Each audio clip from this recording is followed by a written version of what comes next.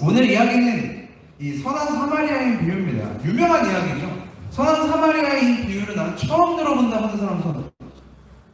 왜냐면 처음 들어봤으면 내가 상황을 설명해줘야 되니까. 네. 그래서 뭐 이야기에 대한 줄거리는 얘기 안 해도 된다. 그걸 파악하려고 물어보는 거거든요. 다 아시나요 그러면? 자, 그러면 여기서 퀴즈 몇 개만. 자, 강도 만난 사람은 어느 나라 사람이었죠? 유대인, 이스라엘 사람.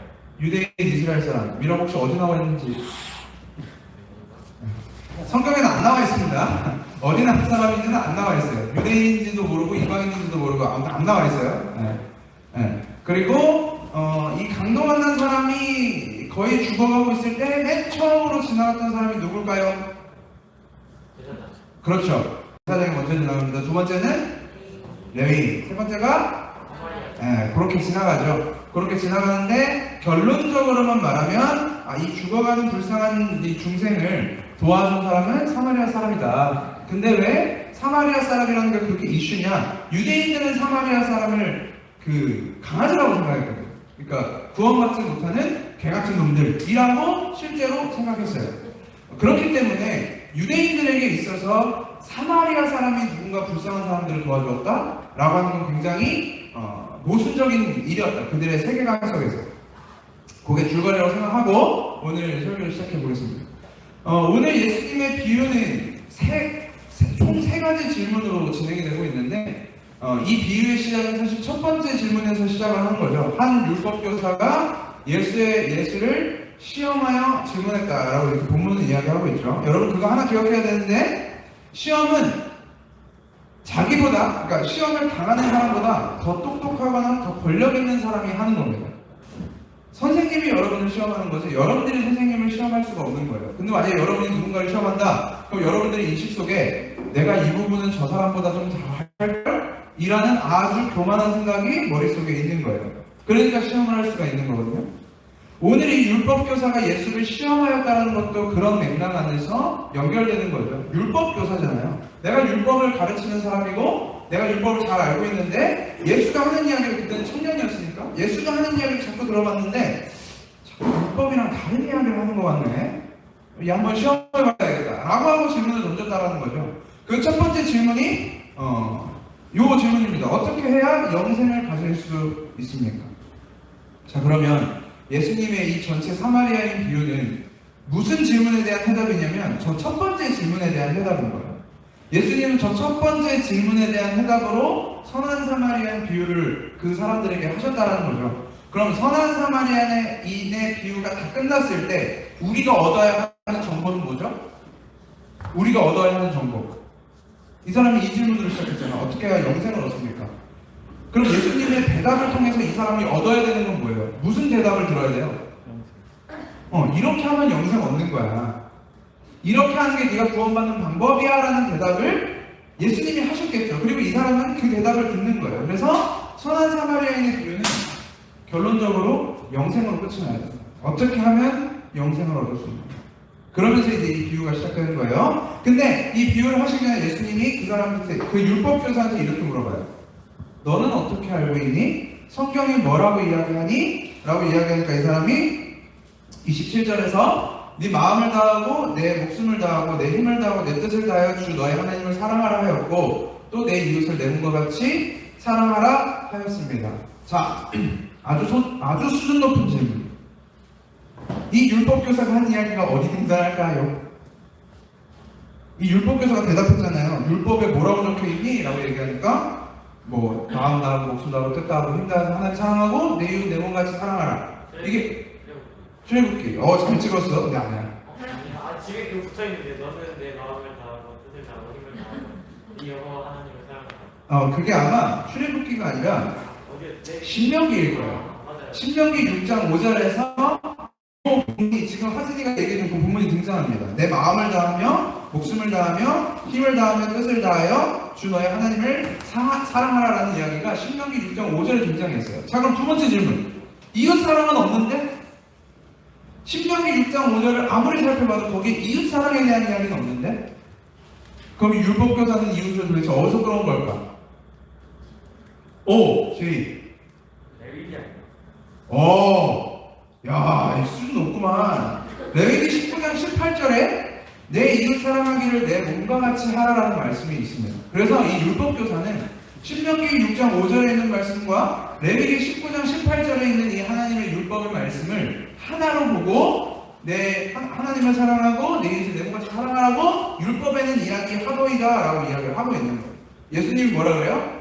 그래, 잘했어, 그렇게 하면 돼 라고 이제 대답을 하신 거죠. 이까지 그러면 이 첫 번째 질문이 해결이 됐네요. 어떻게 하면 영생을 얻을 수 있다? 하나님을 사랑하고 이웃을 사랑해라. 자, 근데 우리가 궁금할 수도 있었던 질문을 이 율법교사가 대신해 주죠. 자, 하나님은 알겠습니다. 하나님 사랑해야 되는 건 아는데, 자, 그럼 내 이웃이 도대체 누굽니까? 라고 그러죠. 그게 두 번째 질문이에요. 내 이웃이 누굽니까? 이제 내 이웃을 설명하기 위해서 예수님이 선한 사마리아인의 비유를 끌고 오시는 겁니다. 자, 이제부터 이 선한 사마리아인의 비유에 대해서 조금씩 뜯어보면서 설명을 한번 해보도록 할게요.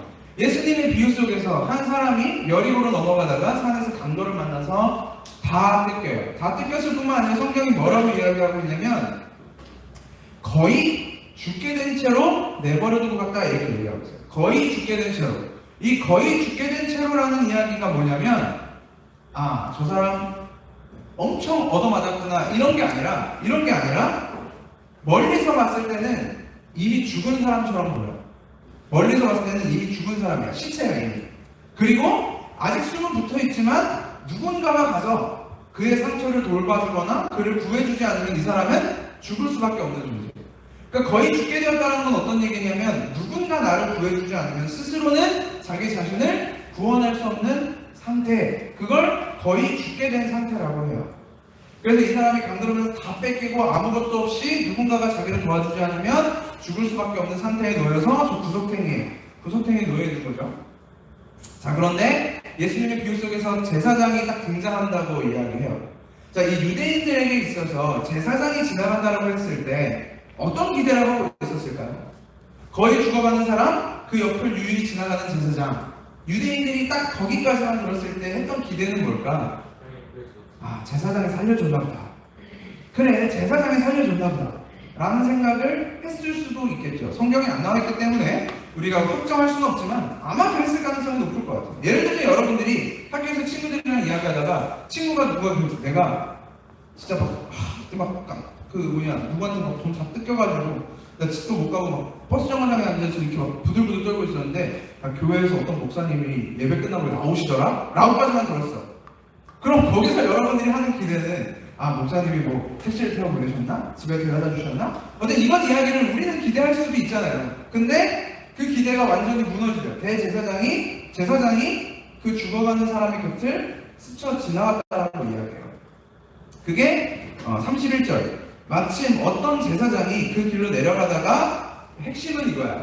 그 사람을 보고 피하여 지나가다. 모르고 지나갔으면 인정, 이해할 수 있지. 다 보고 지나가지 않잖아요. 여러분 이렇게 운전하다 보면 로드킬 당한 동물들이 다 보이거든요.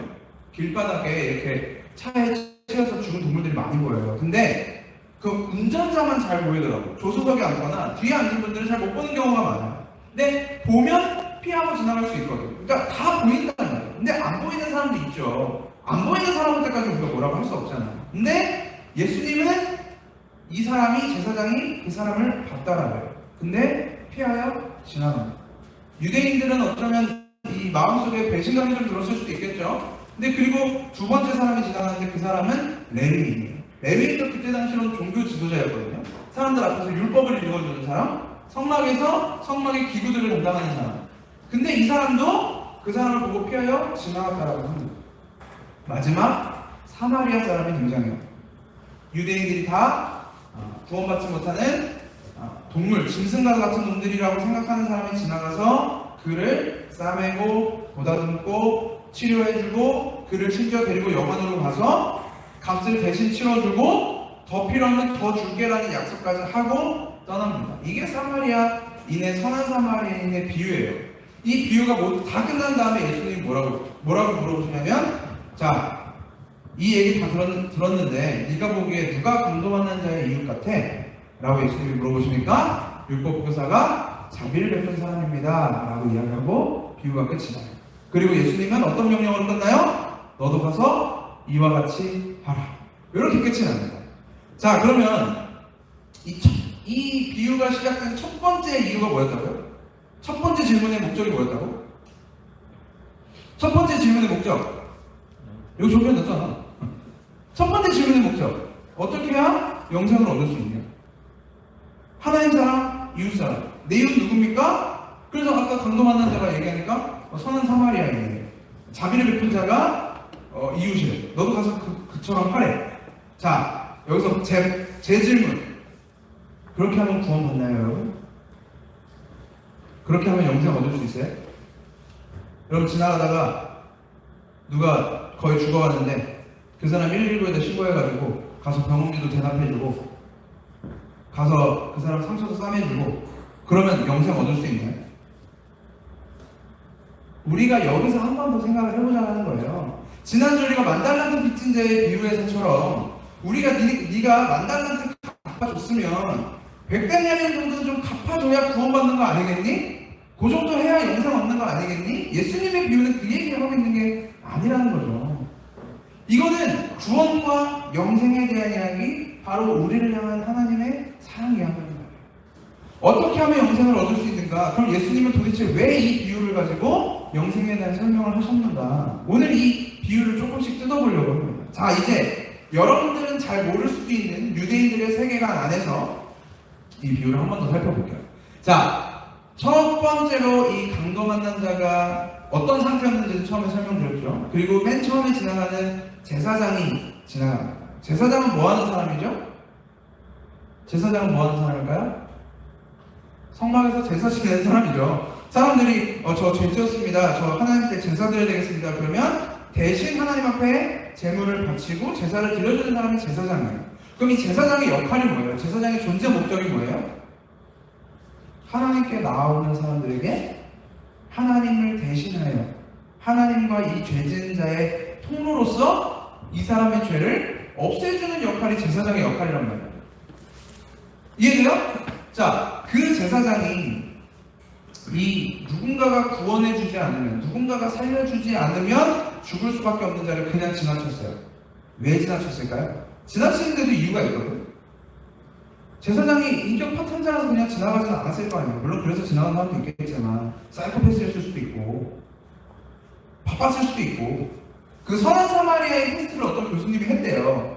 그 시험 대학교 입구에서 이 애들이 들어오는데 누가 이렇게 거의 쓰러져가지고 이제 막 누가 이 사람을 도와주나 실험을 했대요. 누가 도와줬을까요? 그 전주에 선한 사마리아인의 수업을 들었던 사람? 강의를 들었던 사람? 기독교인? 아니, 다 아니고 수업에 안 늦은 사람. 안 늦은 사람만 도와줬대요. 강의가 늦은 사람들은 이 사람을 도와줄 겨를도 없이 수업 들어가고 시험 들어가야 돼서 이 사람 못 도와주고, 시험이 저 뒤에 있어서 시간적 여유가 있는 사람들이 도와줬대요. 이 제사장도 그런 과정이었을 수도 있잖아요. 그게 그렇게 큰 문제가 될까요? 근데 제사장이 이 강도 만난 자를 도와주지 못하고 지나간 데는 이유가 있습니다. 근데 그 이유가 뭐냐면 율법이에요. 율법에 보면 제사장은 시체를 만져서도 만지면 안 돼요. 동물의 시체도 그렇고 사람의 시체는 더더욱 그렇고. 근데 이 사람 제사장이잖아요. 시체를 만져서 부정해지면 일주일 동안 이 제사 역할을 못해요. 제사장 역할을.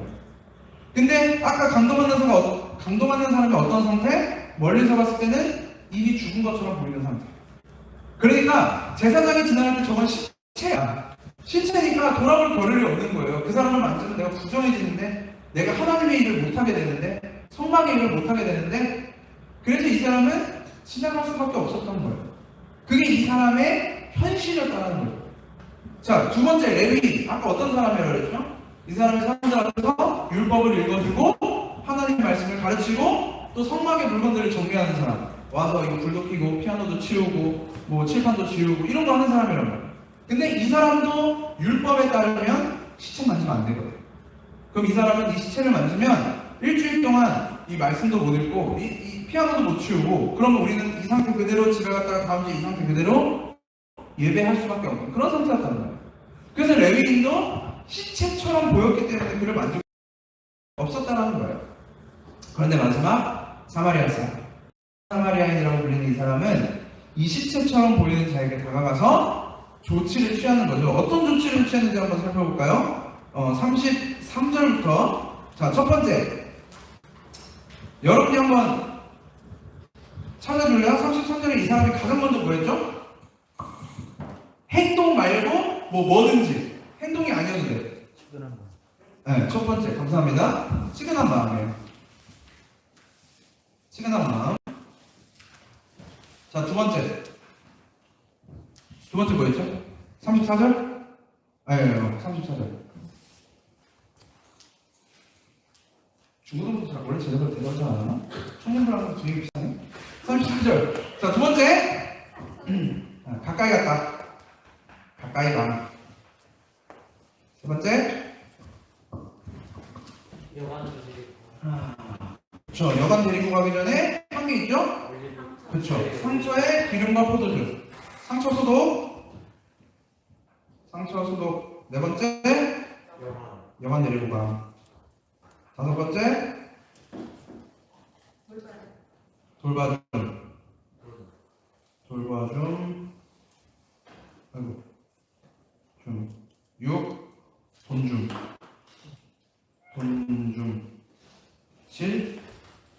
7이 중요해. 어떻게 보면. 그 돈이 더 나오는 얘기.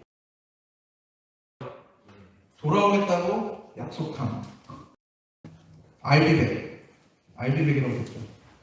알비백. 자, 돈줌. 측은한 마음이 들어서 가까이 갔고 상처를 소독했고 여관에 데리고 가서 돌봐주었다가 돈을 냈고, 이건 값을 치렀다는 이야기예요. 값을 치렀고 내가 다시 돌아올 때 부족하면 갚아주겠다고 약속까지 하고 갔다. 자, 제가 일부러 이 사마리아 사람이 한 일만 적어놨어요. 자, 그래서 이거 돈줌이라고 하지 말고 이라고 해봅시다. 자, 앞뒤 사마리아인 비유 싹 다 빼고 요것만 보세요. 요것만 1번부터 7번까지만 보세요. 누구 생각나는 사람 있지 않아요? 청년분 기억나죠? 이거 한번 했었던 건데.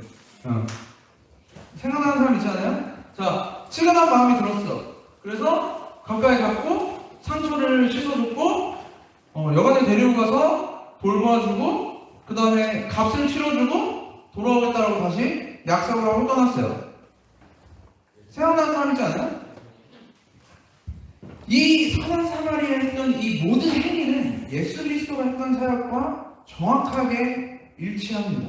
물론 이제 예수님이 하신 게 더 많기 때문에 다 맞다. 이거는 얘기 따지면 그거는 나중에 나랑 같이 1대1로 면담을 좀 하고 이게 예수님이 가장 궁극적으로 저와 여러분을 그리고 그 죄인들을 살리기 위해 하신 사역과 똑같다는 거예요. 우리 지난주 만달란트 비유 생각해 볼까요? 그 왕이 만달란트 빚진 사람 왜 갚아줬어요? 맨 처음에 뭐 때문에 갚아줬어요? 가엾게 여겨서. 모든 일의 시작은 거기서 시작하는 거예요. 가엾게 여겨서, 치근히 여겨서, 불쌍히 여겨서. 모든 사역은 거기서 시작합니다. 근데 이 선한 사마리아인이 했던 이 모든 사역은 치근히 여기는 마음에서 시작해서 그에게 먼저 가까이 다가갔고 그에게 먼저 상처를 소독해 주었고 먼저 돌봐주었고 먼저 값을 치러줬어요. 이 선한 사마리아인의 비유를 통해 예수님이 대답하고 싶었던, 알려주고 싶었던 이 첫 번째 이 영생은 하나님을 사랑하고 이웃을 사랑하는데, 그럼 이웃이 누구냐라고 이제 대답을 하고 있단 말이에요. 이 선한 사마리아인의 역할은, 사역은 예수 그리스도와 동일하게 아주 흡사하게 달려가고 있다는 겁니다. 자, 이렇게 비유가 끝났어요. 처음에 물어봤던 율법교사가 처음에 뭐라고 물어봤었죠? 나의 이웃이 누구냐? 그러면 내 이웃이 누굽니까? 왜 물어봤을까요? 이웃 사랑하라고 하니까. 이웃 사랑하라고 하니까. 내가 사랑할게요. 내가 사랑할 테니까 이웃 누군지 알려주세요. 이 비유 쫙 했어요. 예수님이 그 사람한테 그렇게 물어봤어요. 누가 강도 만난 자의 이웃이냐? 이거를 조금만 바꿔볼까요? 똑같은 내용인데 문장 순서만 바꿔볼게요. 강도 만난 자의 이웃이 누구냐? 자, 여기서 예수님이 하시고 싶은 이야기가 그 율법교사에게 들려주고 싶은 이야기가 조금 발견이 되시나요? 지금 이 율법교사는 자기가 누군가를 사랑할 수 있는 사람이라고 생각하고 있었어요. 내가 영생을 얻을 테니, 내가 영생을 좀 얻어볼 테니 율법에 하나님 사랑하고 이웃 사랑하라고 하답니다. 내가 이웃 사랑해 보겠습니다. 내가 이웃을 사랑해 볼 테니 내 이웃을 좀 가르쳐 주십시오. 그랬더니 예수님이 쭉 이렇게 이야기하고 설명해 주시고 마지막에 율법교사에게 되짚은 질문, 강도 만난 자의 이웃입니다. 율법교사의 질문에서 뭐만 바뀌었어요? 나랑 강도 만난다는 바뀌었어요. 성경이, 그리고 예수님의 선한 사마리아인 비유가 이야기하고 있는 것은 뭐냐면, 네가 너의 이웃을 찾아 헤매는 존재가 아니다. 네가 누군가에게 가서 먼저 네가 사랑을 베풀어주고, 네가 먼저 누군가를 구원하고, 네가 누군가를 얻어내서 영생을 얻는 것이 아니라 너는 강도 만난 자라는 거야. 그래서 내 이웃이 누굽니까 해서 강도 만난 자의 이웃이 누구냐고 예수님이 이 질문을 바꿔버리시는 거예요. 네가 강도 만난 자야. 누군가를 사랑할 수 있다고 생각하는 너 강도 만난 자야. 자, 그러면 강도 만난 자는 이웃이 있을까 없을까? 당연히 있죠. 율법교사가 지입으로 얘기했잖아. 누가 강도 만난 자의 이웃입니까? 자비를 베푼 자입니다. 나에게 강도 만난 자에게 자비를 베풀어준 사람이 내 이웃이다 라고 율법교사가 지입으로 얘기했던 거예요. 자, 그러면 우리의 이 믿음의 여정 속에서 내가 이 율법교사가 처음 했던 질문으로 돌아가서 내가 영생을 얻기 위해서 해야 되는 건 뭐예요? 첫 번째, 하나님 사랑. 두 번째, 이웃 사랑. 자, 여러분의 이웃이 누구? 나에게 자비를 베푼 자. 이 결론이 나와야 되는 거예요. 근데 문제, 이 결론이 어떻게 나올 수 있냐? 이 결론이 어떻게 나올 수 있냐? 내가 강도 만난 자가 되어야 해요. 여러분이 강도 만난 사람이라는 걸 알아야, 그걸 여러분들이 깨달아야 나한테 자비를 베풀어준 사람이 내 이웃이라는 걸 알아요. 유대인들이 그 누구도 사마리아 사람을 이웃이라고 생각하지 않았어요. 그 누구도 이웃이라고 생각하지 않았어요. 저주받은 놈들이라고 생각했지 이웃이라고 생각하지 않았단 말이에요. 예수님의 비유 속에서 이 사람이 사마리아인으로 등장하는 것도 아주 큰 의미가 있는 거예요. 요한복음 8장에 보면 유대인들이 예수님에게 가서 이렇게 얘기합니다. 너 사마리아 사람이지? 너 예루살렘 사람 아니지? 너 유대인 아니지? 너 사마리아 사람이지라고 예수님을 쫓아다니는 무리들이 그렇게 이야기해요. 너희들이 사마리아 사람이라고 이야기하는 너희들이 저주받았다라고 말하는 그 사람이 강도 만난 사람한테는 이웃이다. 너의 이웃이다. 하나님 사랑하고 그 이웃 사랑해야 너는 결론 영생을 얻는다. 구원받는다.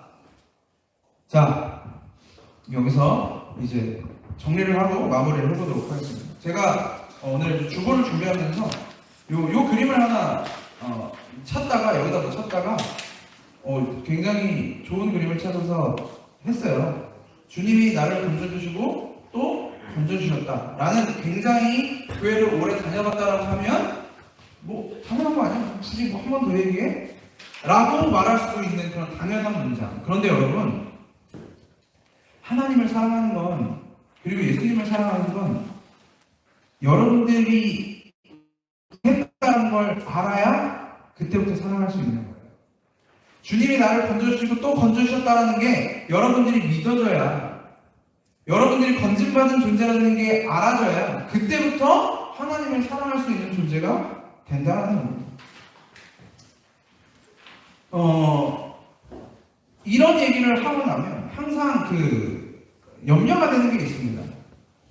아까 이야기하는 중에도 그런 얘기가 나왔지만,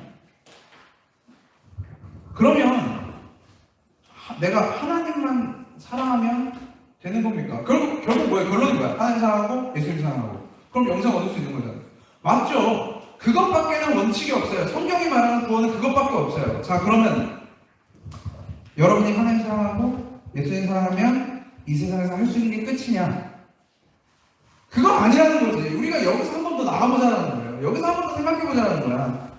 하나님 사랑하고 예수님 사랑하는 게 여러분들의 삶 속에 어떻게 등장하냐? 어떻게 나타나냐?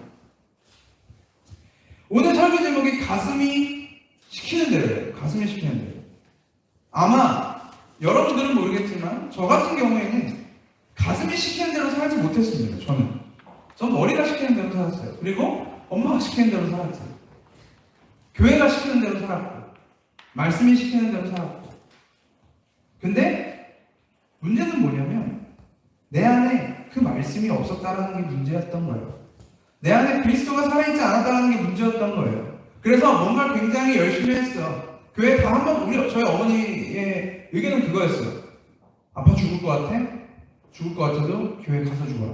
이게 저희 어머니의 원칙이었거든요. 그럼 저는 단 한 번도 군대 가기 전까지, 군대에서는 어쩔 수 없이 군대 가기 전까지 단 한 번도 교회를 빠진 적이 없어요. 주일에 특히. 어른 되고 나서는 주중 예배를 거의 고난 주간이 되면 3일 동안 금식했고 뭐 행사마다 뭐 집회마다 다 쫓아가서 다 했고